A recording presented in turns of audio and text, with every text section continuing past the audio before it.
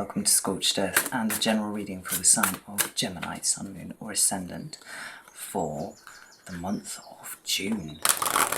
Goodness, some of you will be having your birthdays. Wonderful. I'm using the Pagan Otherworlds Tarot for you today, and I hope that you are well. If the reading resonates, there will be an extended that you can access at the end. The link for that will be down in the description box. Obviously, if you support me on Patreon, you get access to all the extended content for no extra cost. So, how did you find the full moon? How did you find the lunar eclipse? This has been really quite powerful for a lot of people. I'm quite excited about what June holds for everybody. So let's get into this. Let's have a look. Can I have 3 cards for Gemini, please? Thank you. There's the first one. We have the Hierophant in your recent past. Taurus energy. Present energy, please, for Gemini. Whoa, thank you. I'll take this one. We've got the Queen of Swords. That's your queen. It's nice to see. Strictly Libra, but all the same. What's coming towards Gemini, please?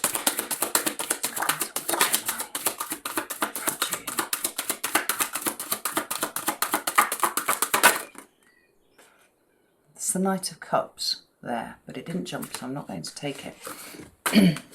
Let's straighten these cards up a little bit. What's coming towards Gemini, please? Thank you.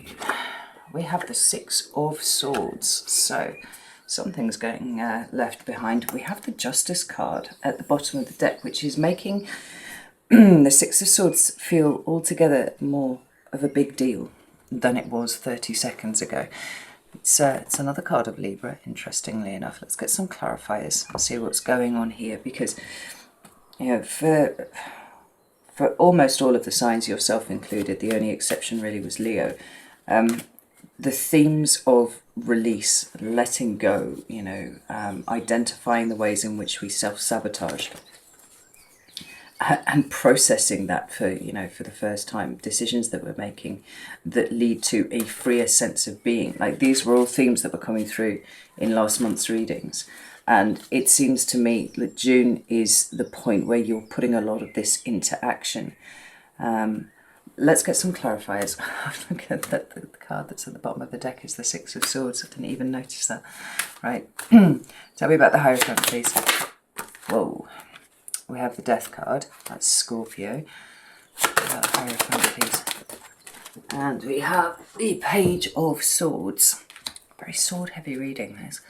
Tell me about this Queen of Swords. Oh, we've got the Chariot there. Cancer energy. Thank you. We have the 3 of Swords. The 6 of Swords here, please. We've got the Queen of Cups. More Cancer energy. And we've got the 3 of Wands. Yeah, there's definitely a departure from something. There you are, Gemini.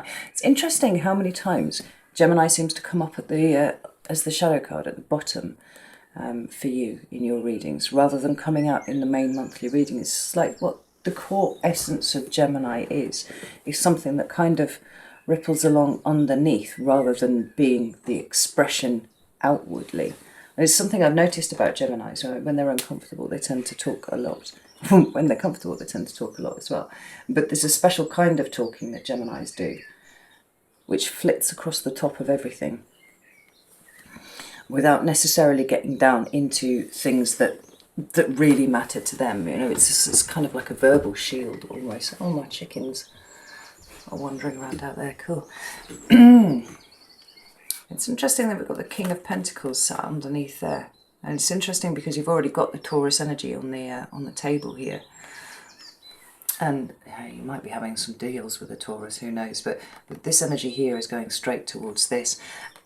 The thing is, it feels more like this is you tackling head on something of your history, right? Something of what makes you you, something about your provenance, really. You know, all the things that went into making who you are. Because the Hierophant card, as we've got on the table there, that Taurus card,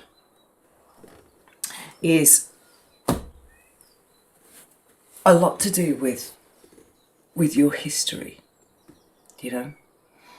yes, it can talk about established structures, and so to that end, you know, we would be talking about things like churches and schools, you know, groups, anything where there's a kind of hierarchy, you know, and business and all that sort of thing too. But the Hierophant's been being very subtle of late. And he feels to me like he's talking much more about our own personal histories. You know, the way that things have always been done simply because they've always been done that way, and how that is kind of shifting, certainly seems to be shifting for a lot of people anyway. Because there he is. I like this Hierophant here. He's an altogether more humble creature than we see in most other decks. It's actually usually called the Acolyte card because the Hierophant usually has two people in front of him to whom he is disseminating information, you know. But I don't know if it's the heavy Catholic overtones in that one. It always kind of puts me on edge a little bit. This Hierophant is much more humble, you know. He looks like a country gentleman. And he doesn't have acolytes. You know, he's not passing on the message to anyone. So there's this kind of cyclical teacher-student thing going on here that I feel for you, where you are teaching yourself something about yourself, which then feeds, you know, you're going from a perpetual kind of student-teacher kind of situation. We've got the Death card and we've got the Page of Swords here. Now, not only does the Page of Swords talk to me somewhat of, you know, student energy anyway, but it talks about the transformation of how you think.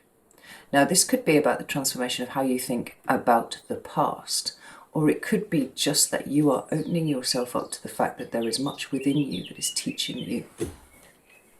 Here, teacher, student.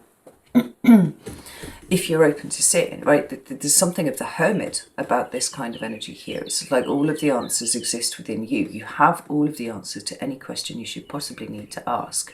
You just need to know how to ask them, and you have to trust the answer that comes to you too. I mean, I don't know, some of you might have taken up meditation recently and found yourself getting information that you had not anticipated. And maybe some of you are wondering whether to trust it or not. Like, where does that little voice come from where it tells you things, you know? But there's a transformation that is being undergone here by you, by the way that you think, the way that you see the world, possibly.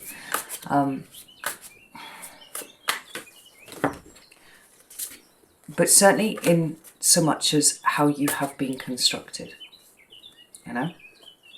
And it's like, there are 1,000,001 other ways that you could have been brought up. There are 1,000,001 other ways that you could have experienced the world, could have experienced life. You could have been born into an entirely different body and an entirely different environment. And who might you have been under those circumstances, under that situation, you know? Would you be the wise old owl that you are right now?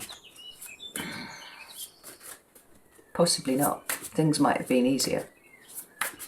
But you wouldn't have in your head all of the things that are actually proving to be really, really useful to you right now. And that's Page of Swords. Yeah, we've got the Lover's card. There you are. We're talking about the way that you have both come into contact with yourself on a really pure level. Feels like a really deep level here, Gemini. But you've also unlocked your ability to be able to choose. You know, manifest for yourself, certainly. But more importantly, there's the Hermit. I knew that, found that energy. It was just sitting there, right? But in the act of going within and allowing yourself to go within, and the act of listening to the answers as they come through, like you are being guided, it feels to me. There is guidance here. There's 6 of Wands at the bottom of the deck here, but it's the butterfly that's proving to be the most important thing here, because the butterfly is elevating, right? It's a symbol of transformation, just as the Death card speaks specifically about transformation. And we have the 8 of Cups underneath here. You know, what has made you is something that it feels to me you are now becoming deeply in tune with. Not because, you know, you're a product of your environment, although almost certainly that will be the case, but because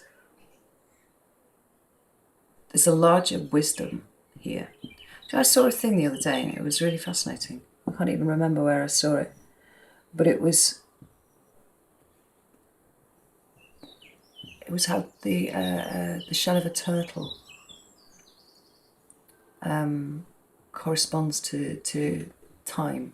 It has 13 months and 28 days on the shell pattern around it. Apparently this is something that the Mayans knew, and they revered them for this reason. But I'm looking at this tortoise here, and I was just looking at the patterning on the shell there. And there's such a sense of alignment that I'm feeling from that coming off it, like really truly aligning with a true self of you inside that is liberated as fuck, actually, Gemini, because now you are seeing the world differently. You know that everything is contingent on you and your consent to things. So if you're in a shit situation, how do you stop consenting to be in a shit situation? How do you take yourself out of it? You know, if it's necessary for you to stay there, if there isn't immediately obvious a route out of this, then perhaps it's sitting with it, right? We're not going to try and run away. We're going to sit here and we're going to see what this lesson holds for us, you know? But I think this added dimension of time, when I'm looking at the Hermit here, you know, I think that you've probably used the Mercury retrograde to great effect. I mean, it has been in Gemini, to reflect on what it is that you know, what it is that you don't know, and what it is that you would like the answers to. Because when we move into your current energy, we've got the Queen of Swords. I guess there's a lot of swords here in this reading, and I actually don't mind this at all for you, obviously, because you're an air sign, so swords are kind of part of the course.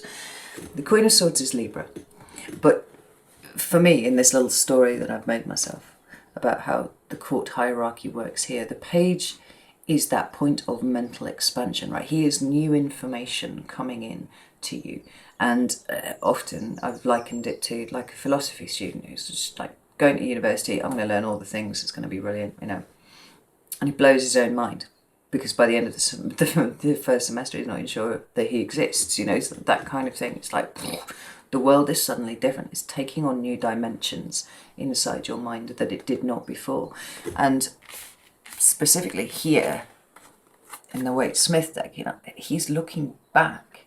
And so there is this kind of sense of looking back at your own past. But the Queen of Swords is taking that information and working out what the fuck we do with it now. You know, the Knight of Swords is at the bottom of the deck here. We've got a very clear step forwards. And it's almost like, I think that May was probably very profound for you. I think that there were lots of things that have arrived into your consciousness, and whether they have come via spiritual download. Do you know, I really don't like that phrase very much. I don't know why, but I don't like it. I don't know. Yeah, it just doesn't really work for me, but you know what I mean when I'm talking about that sort of thing, right? Whether these thoughts and feelings and reflections that arrive almost unbidden in your mind open up something so that you can perceive the layers of existence, your existence possibly, but all of our existences at the same time. It feels like you have been deep in thought and looking back at your own past and making some sense perhaps of what you've seen. Because here in the Queen of Swords, like I said, in this current energy here, she is the one who takes all of the information, right? And she sits with it and she works out what is true, what is not, what is useful, what is not, you know, what is relevant and what is not. And from there, you know, she creates a nice tidy pile of things that are actually important, before presenting them ultimately to the king, who acts as the final arbiter on these things and makes decisions. Now, you know, in your case, you're not going to be taking all of this information that you've got and passing it over to an Aquarius. No, you have the energy of the King of Swords within you too, and you will be making decisions on that basis moving forwards. So we've got the Chariot and we've got the Three of Swords here. Now the Chariot's Cancer energy, and it as all the cards are, is multivalent, so it can mean many things. It means anything, actually, that you feel it means at any given time. But there are a few core meanings here. And one of them is talking about duality, right? Understanding that there are polarities and that they need to be held in perfect balance. Otherwise, just like a magnet, you get sucked towards something. And that could be, you know, negativity or depression or that sort of thing. on the other side of the coin, you know, we have the possibility of toxic positivity, and I can't stand that. That really drives me nuts, right? Where, you know, everything that happens to you is your own fault because you weren't being positive enough. You just got to put out all of this love and light into the universe. And it's like, do you know what? Sometimes things are actually just really shit. Sometimes you are allowed to feel sad because things are shit. You're allowed to feel sad because things have been shit. But that is, it's the first stage in a process of working through. You know exactly what the Queen of Swords is doing here, like working through what it is, extracting the lessons, extracting the wisdom, and then putting down the over emotional attachment to whatever just happened, right? Remember that Eight of Swords that was sitting at the bottom of the deck here, right, underneath the Six of Wands. Like, for you, victory comes from putting down things that have had a really strong emotional hold over you. It's not to say lose your emotion, but just like put down those things. It's looking at your triggers, you know, what really sends you over the edge. Why does it send you over the edge? And then letting it go. But the feeling that I'm getting off this Chariot here, because otherwise if I sit here and just talk about the cards forever, I'll be here for literally days, right? The feeling that I'm getting off this Chariot here is an understanding of how you have been in your own way. And this is interesting because this is very strongly the message that was coming through from most of the signs for the May readings. An exact understanding of how you have stood in your own way and what that means, you know, whatever it was in your head that was stopping you from doing something or keeping you from, you know, doing things that you didn't want to do, where it was trying to limit you and keep you small to protect you, and how you don't need that anymore. That Praga Khan song just goes through my head. Injected with the poison. We don't need that anymore. It's an old rave tune from the 90s. You know, because truly, this is minor arcana, right? And it's painful and it's difficult and it's challenging, but it's nowhere near as big as the energy of the Chariot, right? What I'm seeing here is this Chariot just busting straight through here. Because what did feel like it was insurmountable, what did feel like it was too much to really face head on, seems to have found the right place now with the energy of the Queen of Swords. And it's like, no, actually, this is just a thing. This is just an experience. The experience itself, in some ways, is kind of neutral when you look at it from a particular perspective. It's what you take from it.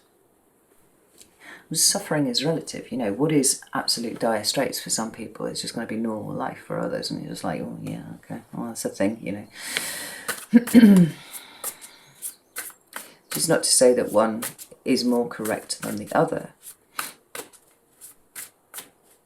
It's just a matter of perspective, and all these things are just things to be worked through, you know. Tell me about this Three of Swords. What do you know about this Three of Swords? Got the Ace of Pentacles. Isn't that interesting? Doesn't that put an entirely different spin on everything? Well, not an entirely different thing. Actually just expands it a little bit, because there's an opportunity here to redivert your resources. You know, the Ace of Pentacles are changes in your material environment. So it could be that you realise you've been keeping yourself physically stuck in one place for a long time because you knew it and it was familiar, and why would you even move? Because everything that you needed was exactly where you were. But now, with this new type of thinking that you've got, you realise that maybe what was underneath there was an underpinning of fear of going somewhere else and starting again. You know, it seems a little bit hard. Why would I do that? But you know, things have changed, possibly. It doesn't have to be a physical move, it could be something else. We could be talking about a job. But because I see the Pentacles as energetic currency, right, it's taking what is pure potential and then doing something with it. You have to do something with it. What this feels like to me, with these cards we're seeing here, like this, is that your Chariot is about to start busting through this Three of Swords and arriving here at this Ace of Pentacles, because it could well even be that there is some sort of opportunity that has arisen from an historic, and I do feel this is an historic, wound or hurt that you have experienced before. Now, I know there was a point, was it last year? Gosh, I can't remember now. I think it might have been the beginning of 2021, where every personal reading I had seemed to be a Gemini, and they all had the same thing. They'd heard the call, right? And they were all wanting to move into some sort of healing modality because something had been activated in them, and they knew that they had a gift, and they knew that they had something to offer, you know.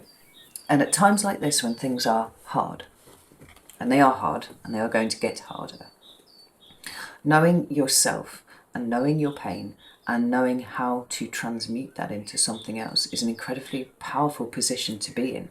We've got the Emperor at the bottom of the deck with the Chariot right behind it.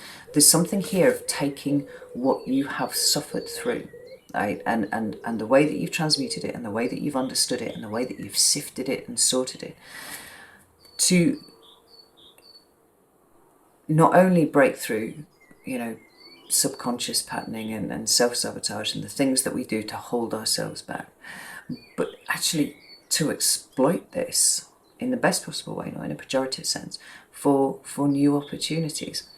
You know, I think the best healers are the ones who have actually gone through the thing that you are experiencing, right? They heal themselves and then they are able to heal others. Now, it doesn't mean that you need to set up a Reiki studio or you know, whatever that, go get trained as a Grandmaster.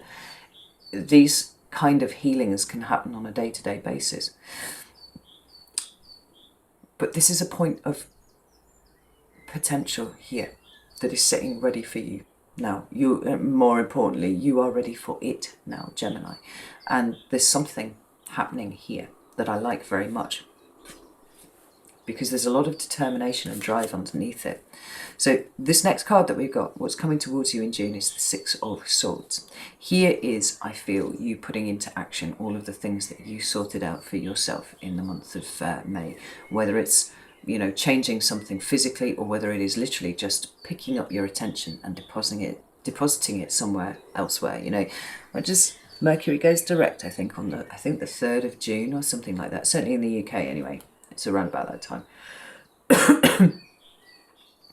And from there, yes, we do have the shadow period, but you know, the peak of the energy is done. We can start looking forwards, and we can start looking to what we were going to do with the information that we have gathered here.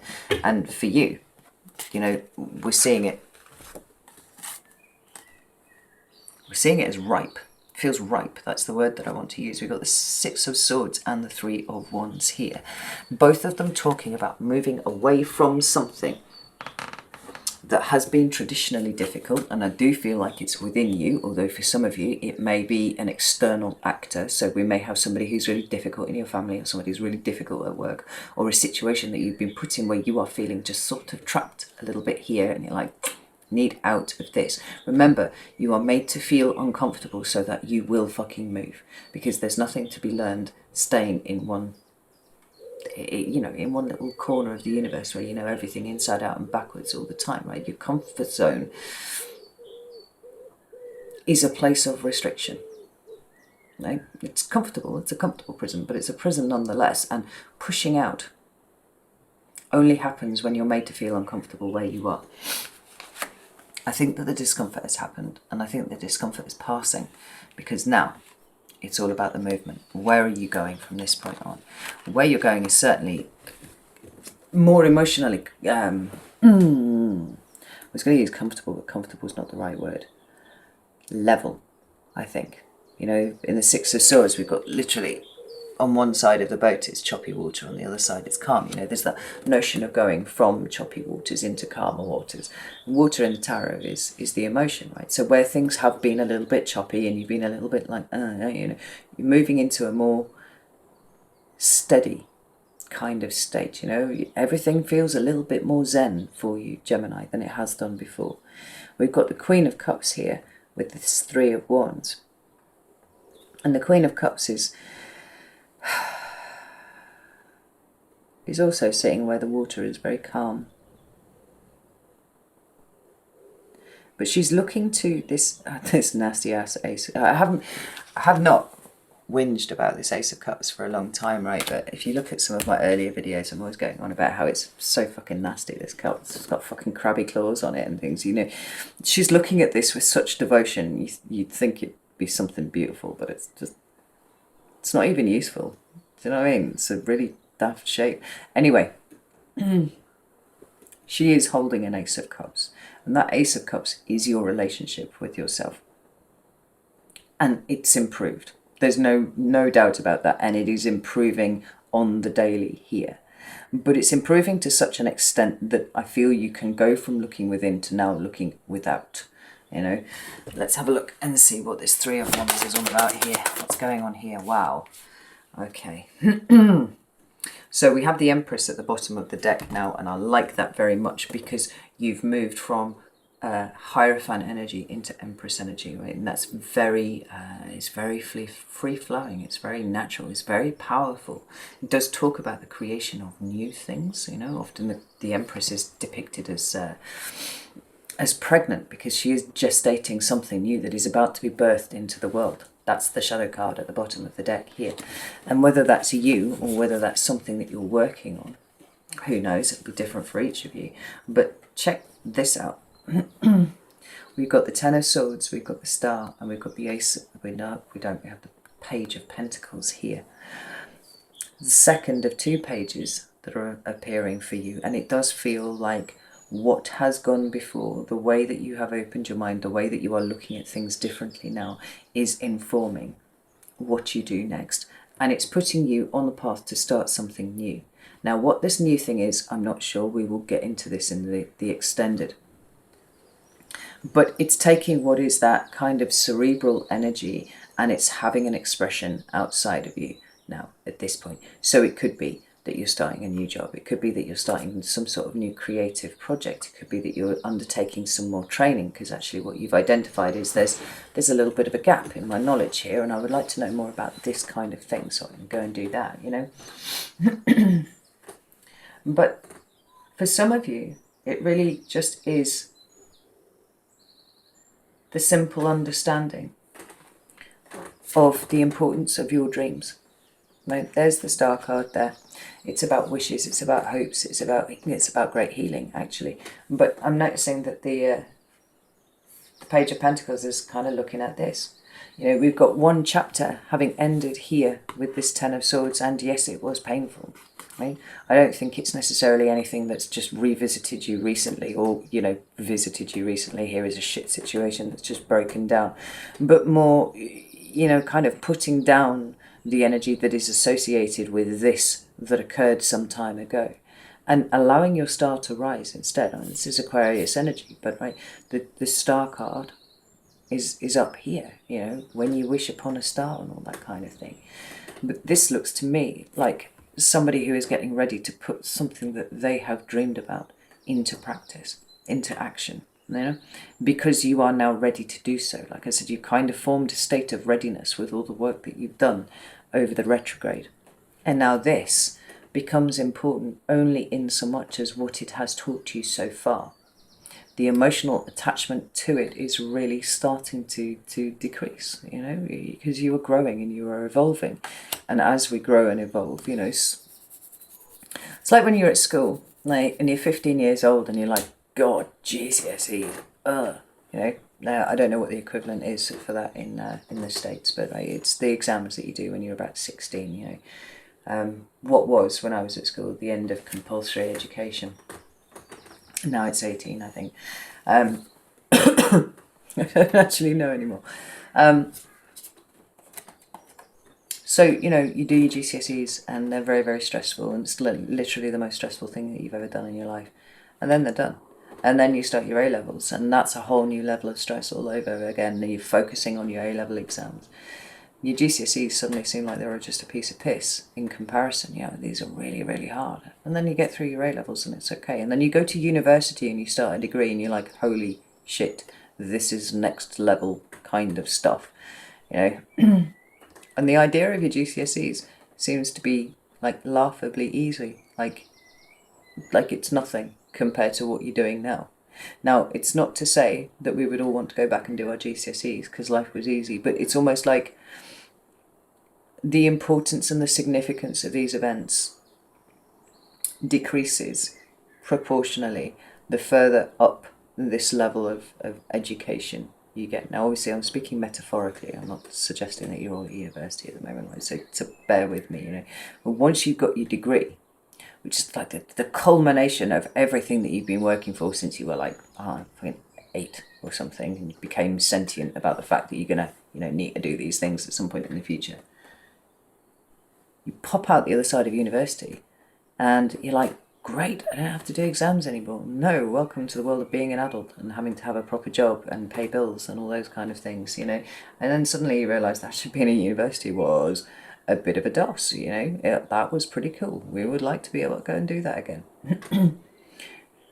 It's always stepping up incrementally, everything, you know. By the time you are 30 years old, your GCSEs cease to be relevant to anything that you're doing at all, you know. This is it.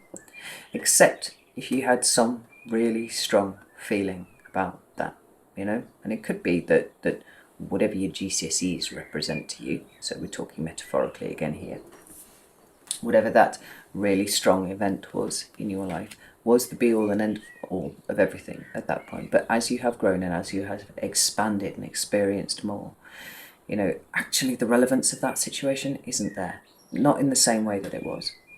The emotional connection to it could well have been.